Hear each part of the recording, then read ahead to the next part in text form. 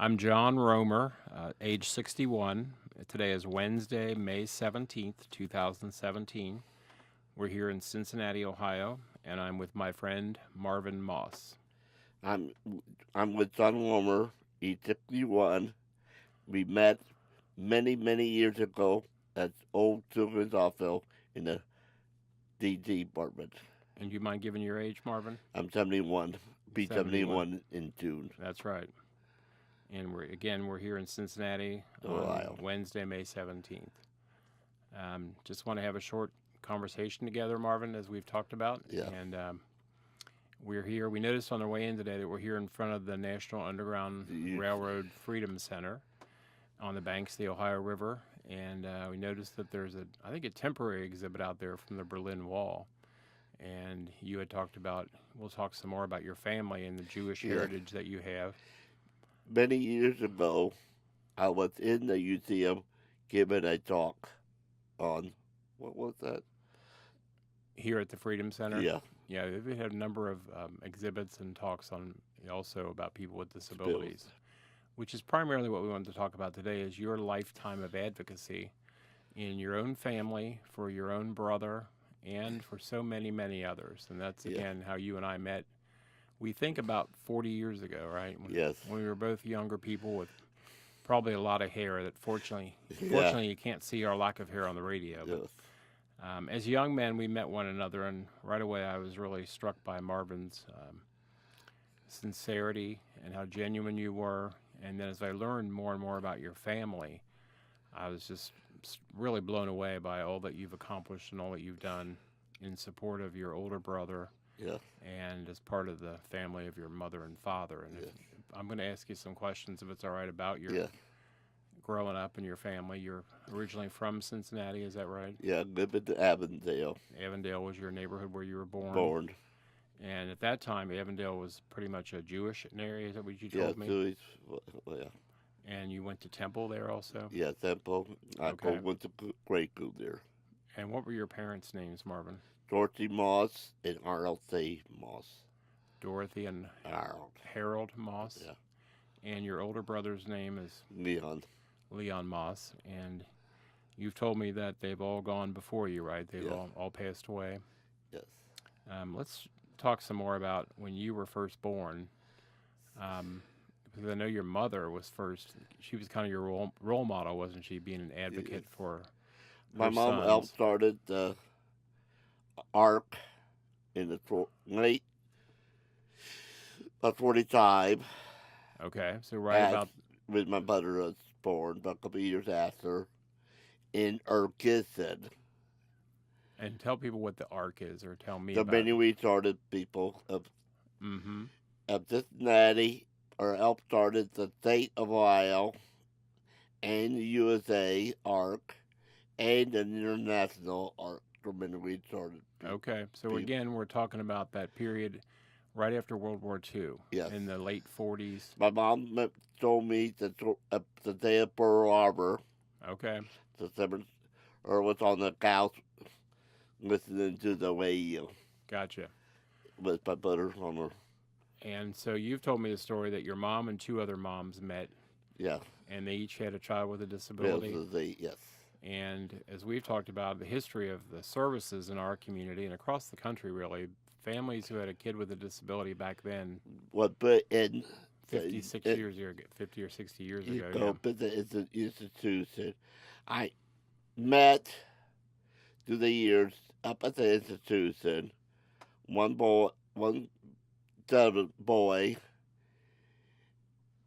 his parents was really with. Yeah, the family had a lot of money. Money. He's some Cleveland, I don't know where, with. Mm-hmm. His brother was an eye, and he put him away.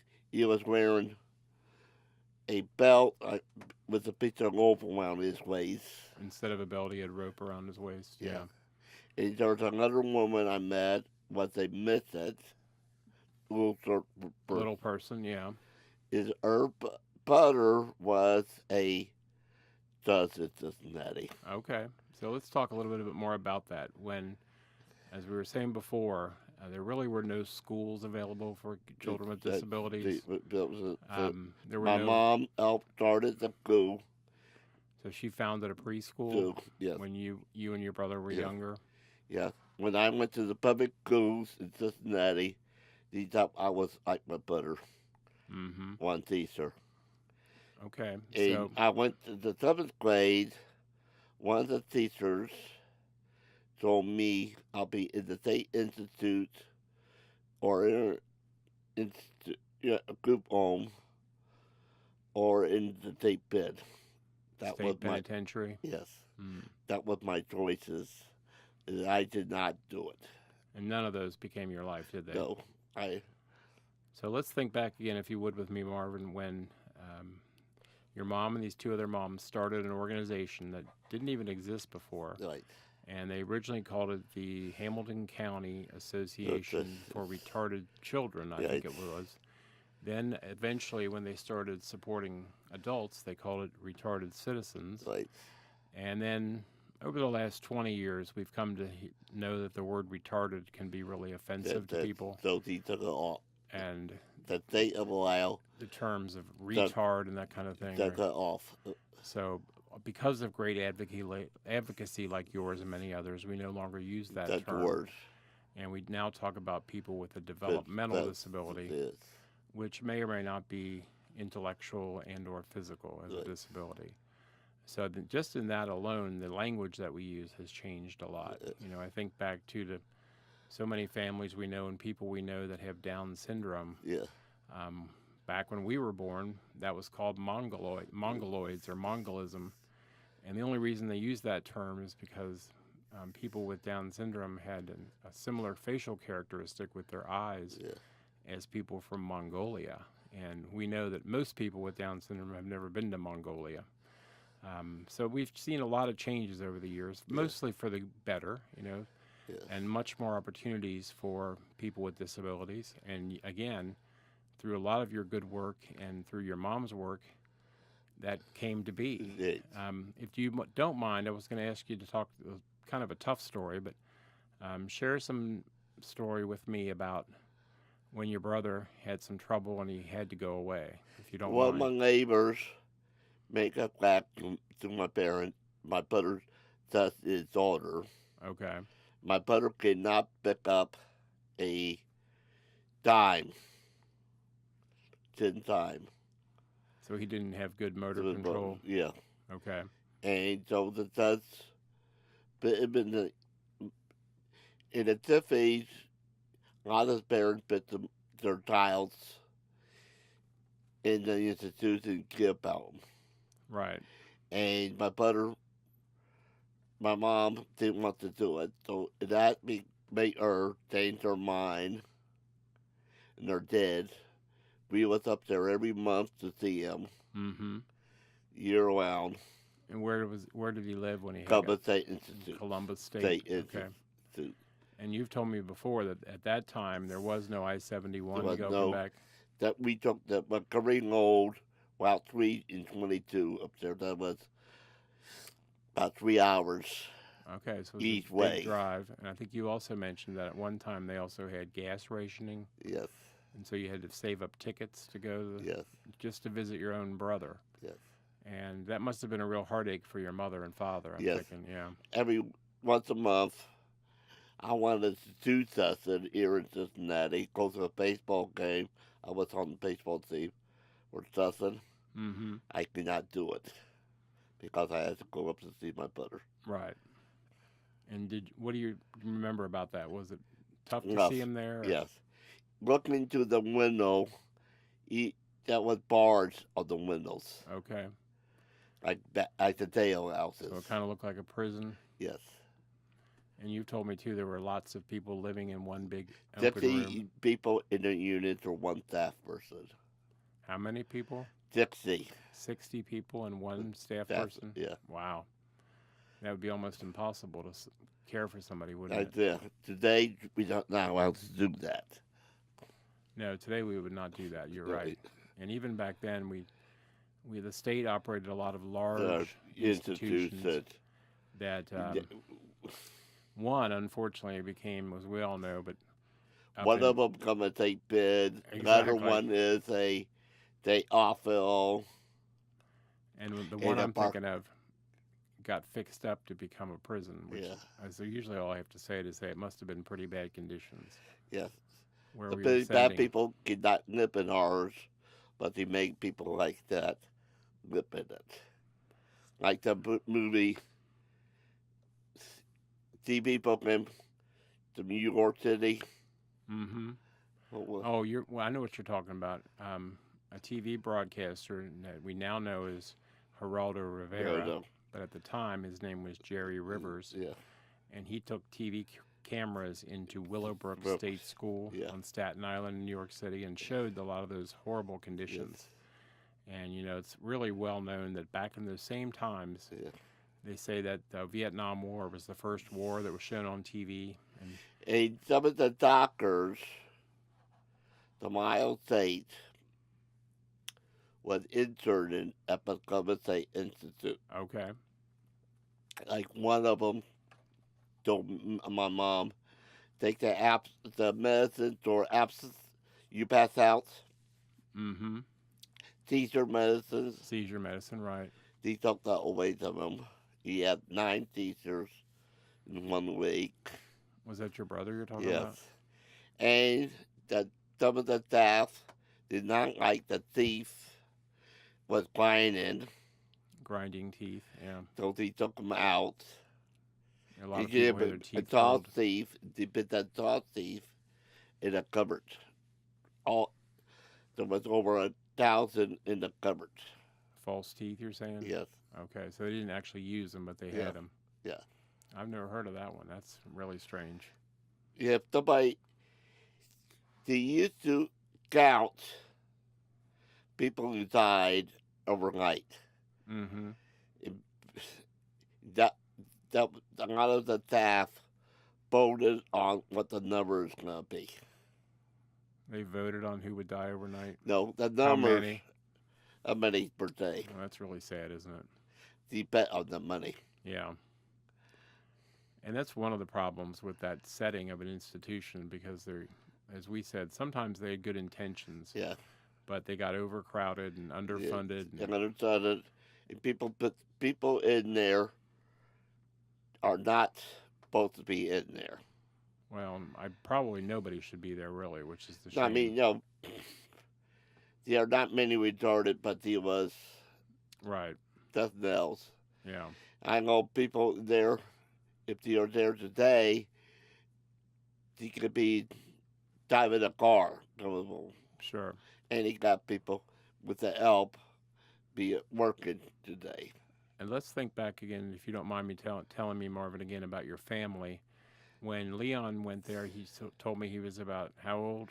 You need to see 15 years old. So you were 10. that. You were 5 years younger. And you talk about remembering to go visit with him, Yeah. and you had to miss stuff in Cincinnati, like your games and Yeah. things like that. And then, about what age were you all when your father passed away? Do you remember that, or I was about in the late 20s. you were in your late 20s? Yeah. And Okay. I bought myself a little car, Okay. a Volkswagen, Yeah. called for the RAF. I was working at the Pontiac dealership. And I know you've told me before you had a favorite car when you were younger. That means, Oh, sorry, sorry. I was driving a 64 Pontiac Yeah. Volkswagen, and my dad lay down in the back seat, and I drove him up to Thomas back Okay. many a times because he had cancer. Oh, he wasn't well enough to sit up even. Yeah. Wow. I did that. That was my part.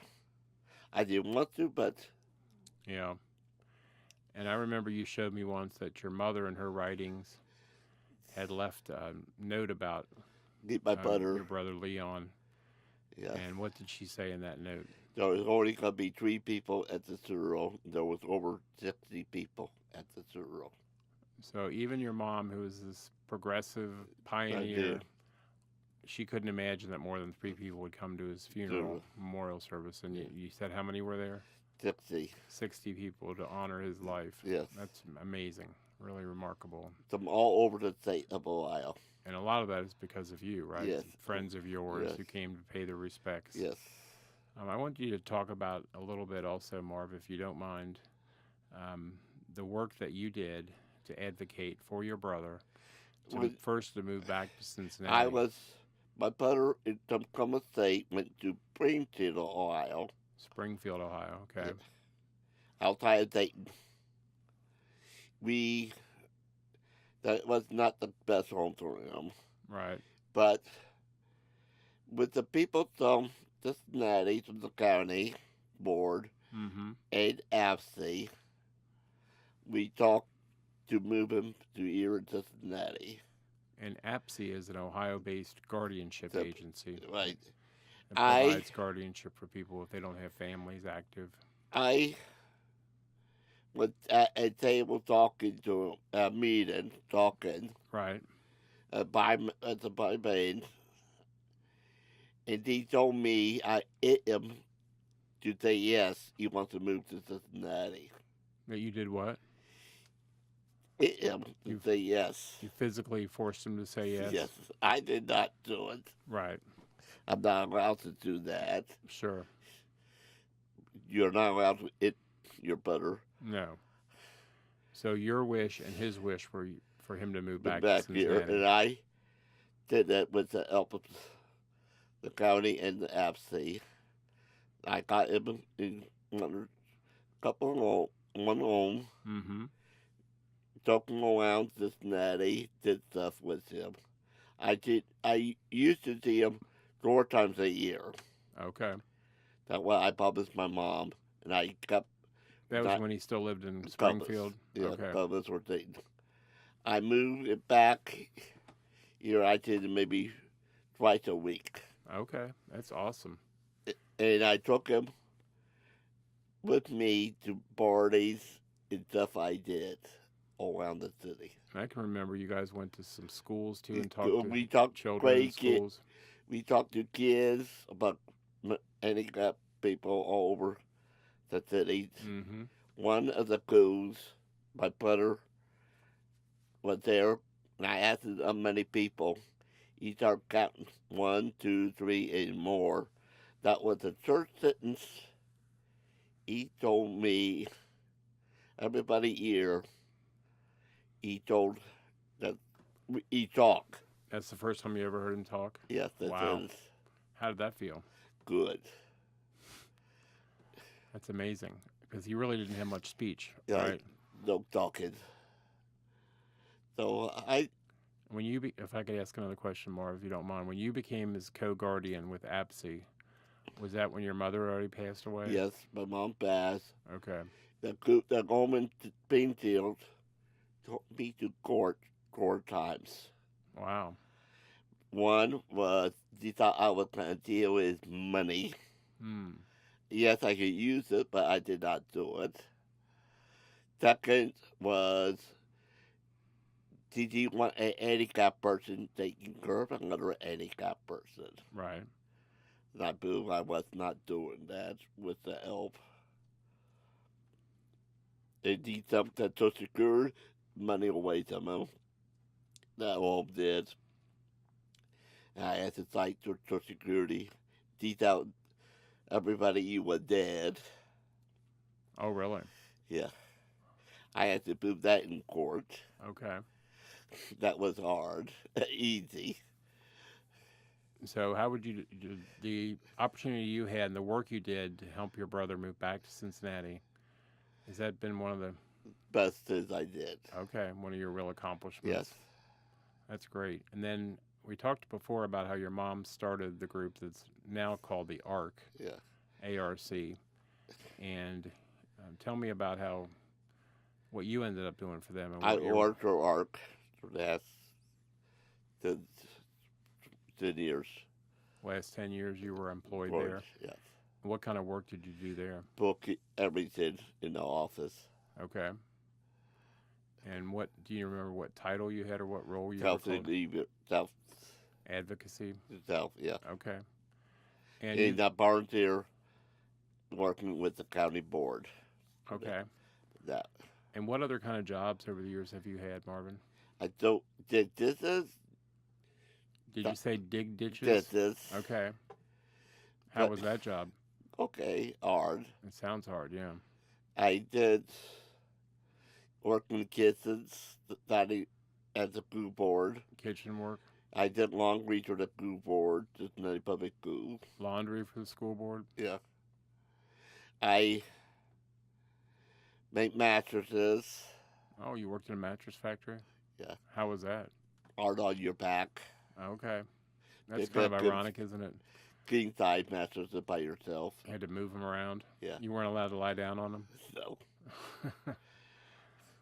I made bombazers. Say that again. I'm sorry. Making bombazers. Bombazers to take your temperature. Make thermometers. Yeah. Wow. With using mercury gold. Okay. Work on cars. Got my master's in doctors.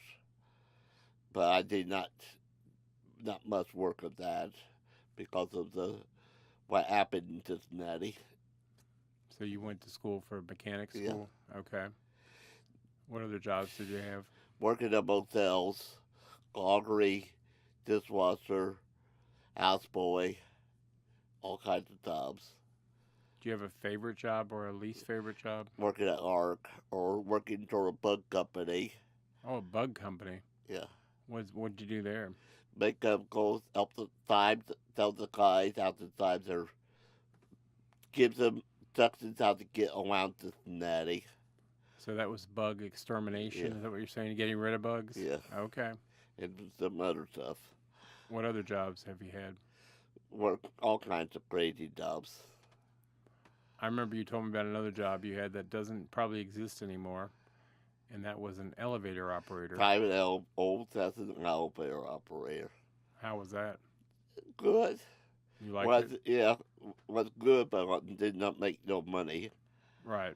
$2.95 an hour. Yeah, it's not much, is it? Arguing with people on application of service about that job. Okay.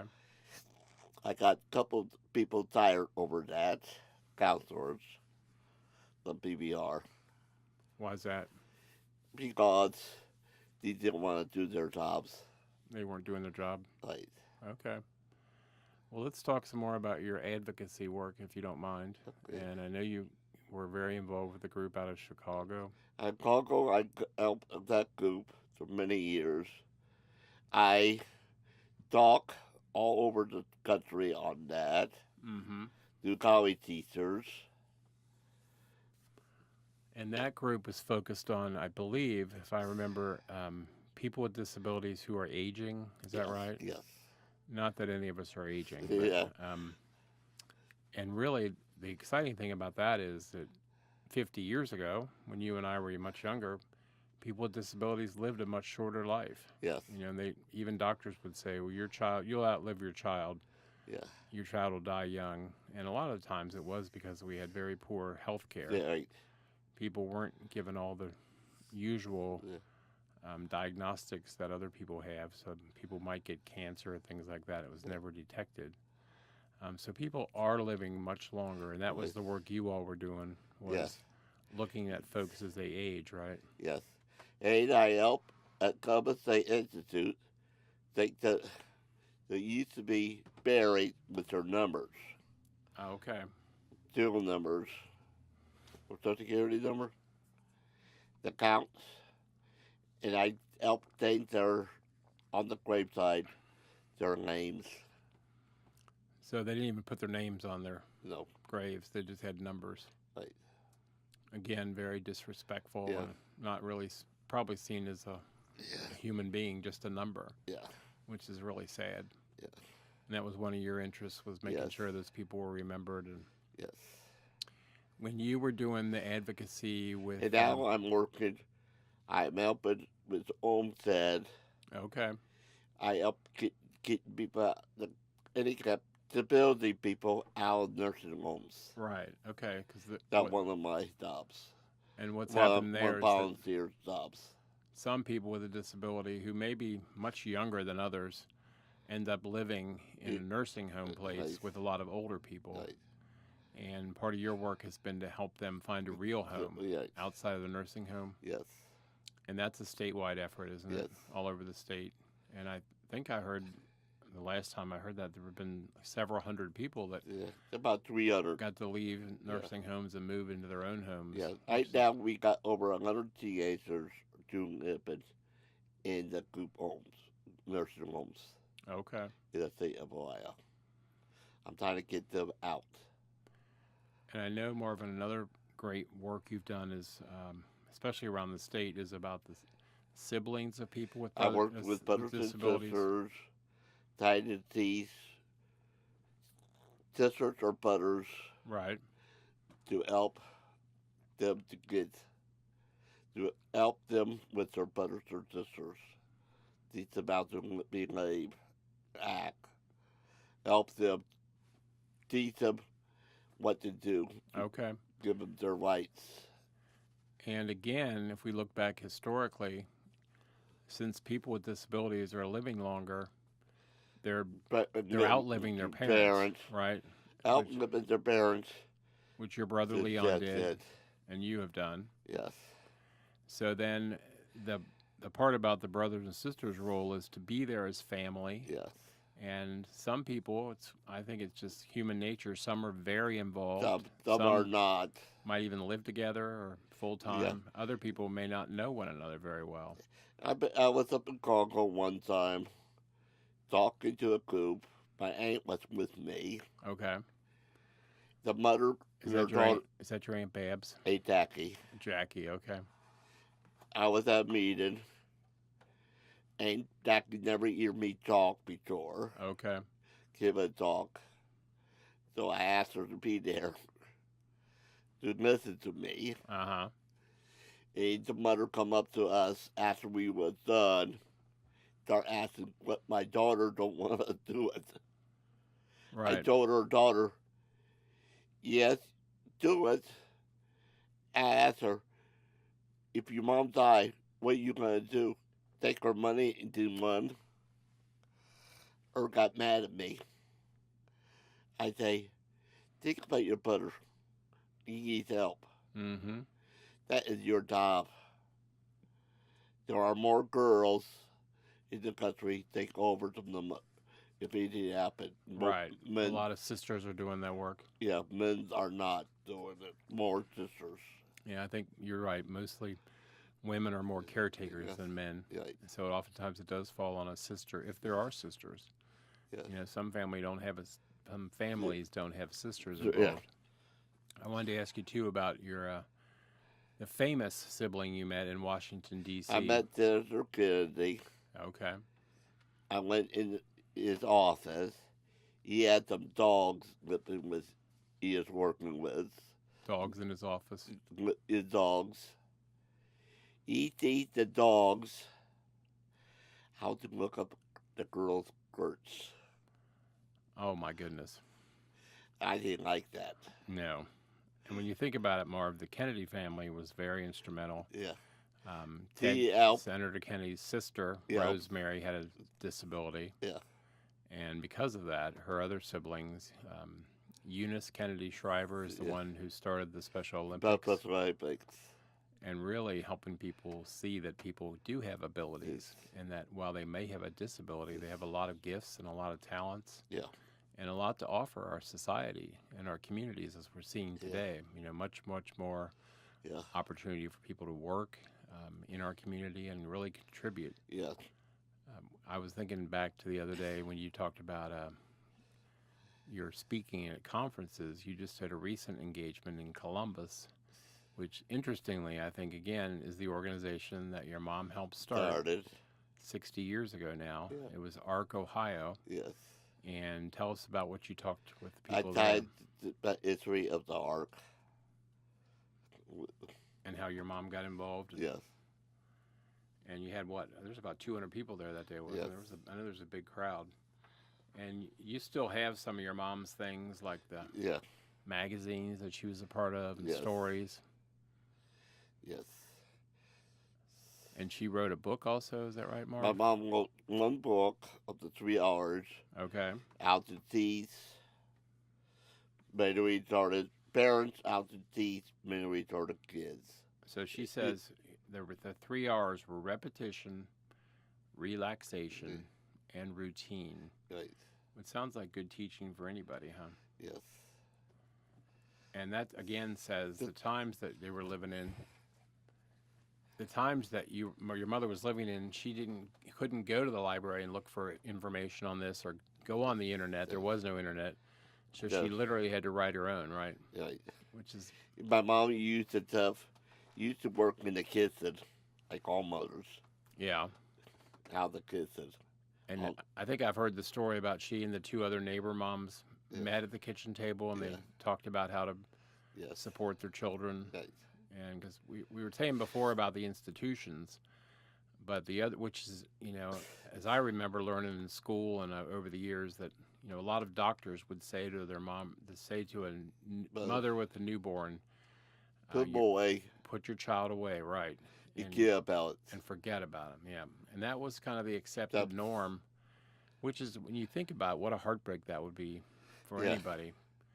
But the other option would be if you didn't put your child in an institution, what opportunities do you have then? Then nothing. Right. So you have your child at home full time, 24/7, no school, no in-home support, Right. no help. And you can just imagine the horrible dilemma people were in. Either send my kid away or I get no time to myself and my other children. Now there is the state will give them help Right. so they can take a break.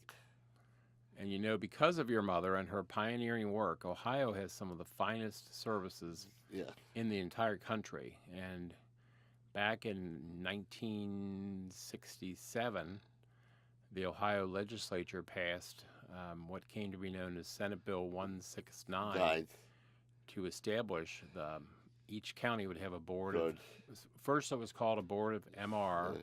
then it was called MRDD, D. now it's called just DD, Yeah. a developmental disability. So it's changed over the years. But again, if you look around the country, there are very few states that have that localized funding. And that because of parents like your mother going and meeting with representatives, senators, Then talking about the importance of this, people in Ohio have been much better off because of the Moss family. and I help. I've been to the state house. I give a lot of talks Mm-hmm. through the years myself. Like one talk I was talking, trying to get us more bus service in the state. Okay, yeah, transportation's always been a big Now, problem, hasn't it? Then on the way on the speaker system over the head, this is God coming down.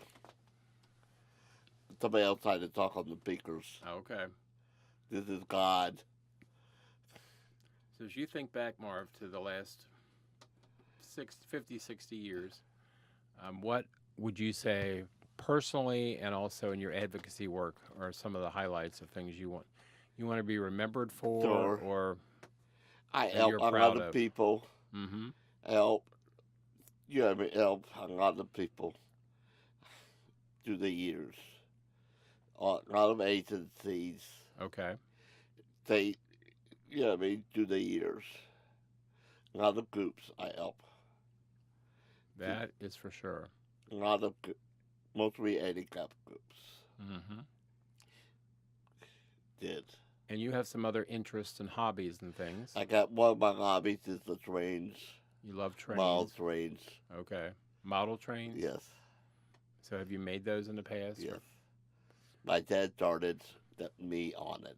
Okay. So I keep them going. Is there a certain name of those trains or HO. HO trains? Yeah. Okay. In case. Model cars. I did a lot of good. I'm working with some stuff. That keep going. And don't you also like to, you like real trains, riding on trains too? Yeah, ride the big babies. What's that? Ride the wheel trains. Well, the real trains, right. Yeah. I think you told me earlier that you would That is what, ride the train with your dad, yeah, and then you recently went on a train trip down in West good, Virginia. yeah, How was that? good. Did, Do you remember the first time you rode a train with your dad?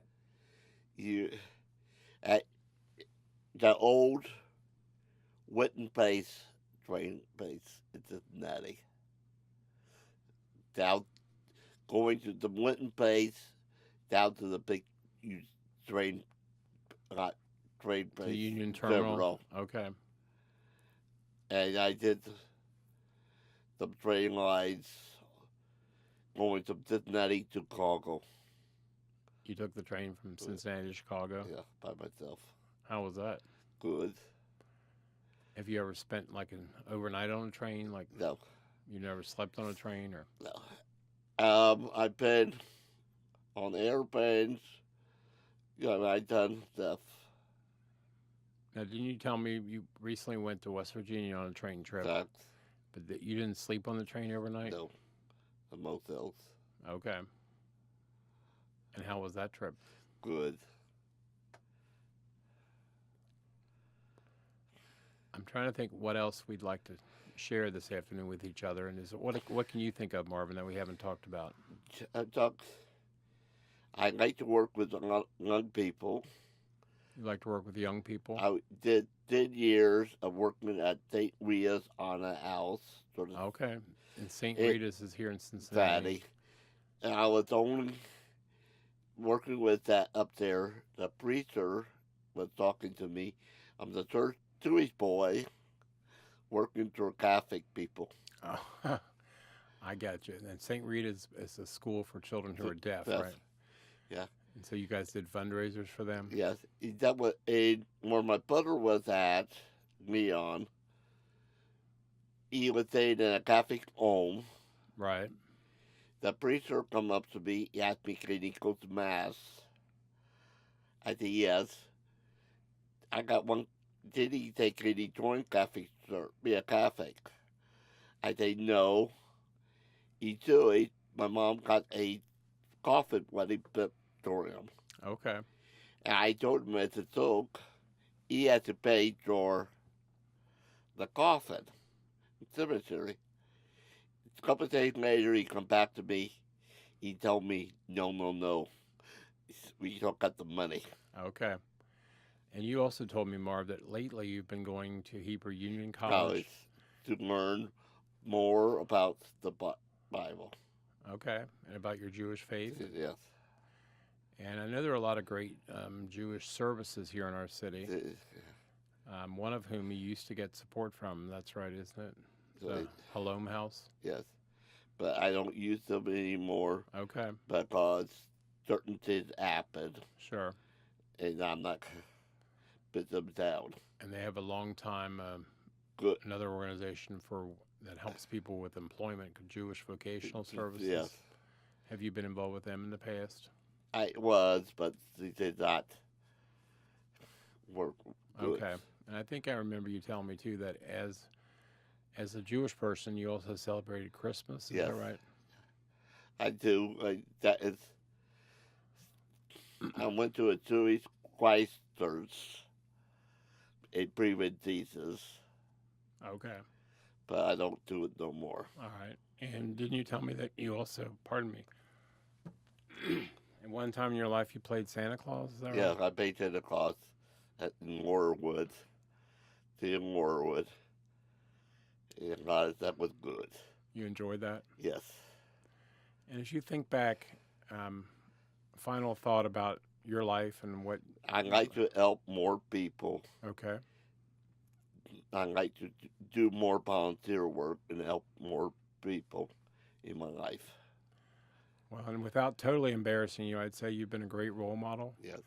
And that other people, I'm sure that they would say that, wow, I hope my son or daughter could be like Marvin. My name in the state of Ohio, my name means something in the state of Ohio. Mm-hmm. I'm a good person in the handicap field.